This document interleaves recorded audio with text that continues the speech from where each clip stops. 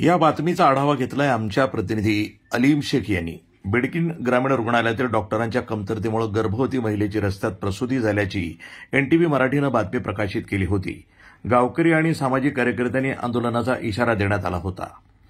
मात्र या प्रकरणाची दखल घेत शल्यचिकित्सक डॉक्टर मोती पवळे आणि रुग्णालय अधीक्षक डॉक्टर विजय दळवी यांनी तातडीनं उपाययोजना करून 11 फेब्रुवारीला ट्रेनी डॉक्टरनं तपासणी न करताच वापस पाठवलं होतं। त्या प्रसूतीला अजून 3 दिवस टाईम आहे, तुम्ही औरंगाबाद घाटीला जा असा सल्ला दिला होता।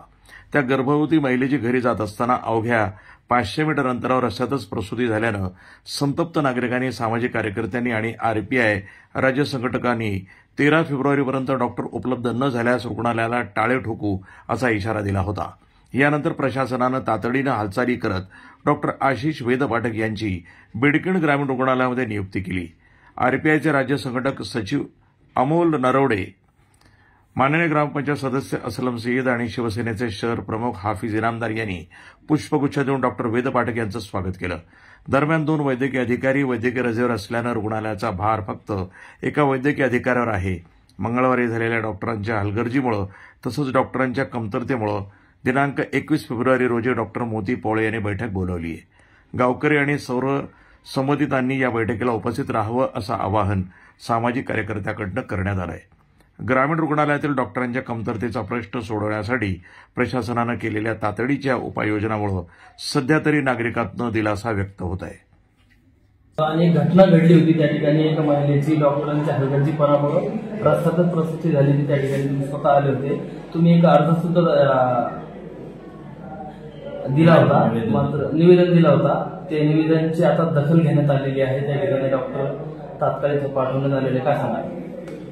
आपण 11 तारखेला निवेदन दिलं होतं वैद्यकीय अधीक्षक यांना की 13 तारखेपर्यंत 2 डॉक्टर नियुक्ती केले नाही तर ग्रामीण रुग्णालयाला लॉक लावणार आहे। परंतु सिव्हिल सर्जन सामान्य रुग्णालय औरंगाबाद यांनी तात्काळ आपल्या निवेदनाची दखल घेऊन दिनांक 12 फेब्रुवारी 2025 रोजी डॉक्टर वेदपाठक यांची नियुक्ती केली। तसेच दुसरे जे जागा होती त्यासाठी कलेक्टर ऑफिस येथे फाईल म्हणजे प्रलंबित आहे, त्याच्यावर पण निर्णय आज होणार। तरी या ठिकाणी एक वैद्यकीय अधिकाऱ्याची जागा रिक्तच आहे, करिता ती तात्काळ भरण्यात यावी अशी आमची रिपब्लिकन पार्टी ऑफ इंडियाची मागणी आहे।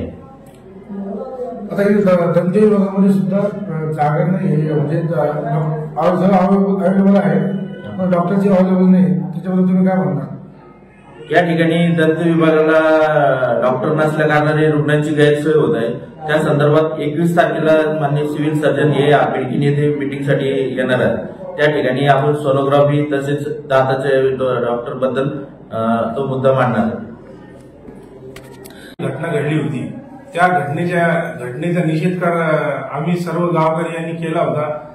तर आम्ही दळवी सर यांच्याशी चर्चा केली होती, तुम्हाला सगळं ते माहीत आहे। आमचे पत्रकार बंधूंना आपल्या वेळोवेळी ते सर्व दाखवलेलं आहे। आणि आम्ही दळवी सर यांच्याशी जी चर्चा केली होती का दळवी सरांचं म्हणणं होतं की इथे स्टाफ कमी आहे, तर आम्ही एक अल्टिमेटम त्यांना दिलं होतं 13 तारखेपर्यंतचा।